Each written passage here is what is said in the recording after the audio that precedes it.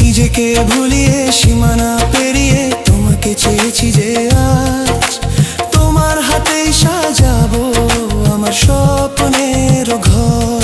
আমি তোমার প্রেমে পড়ে দুনিয়া ভুলে গেছি।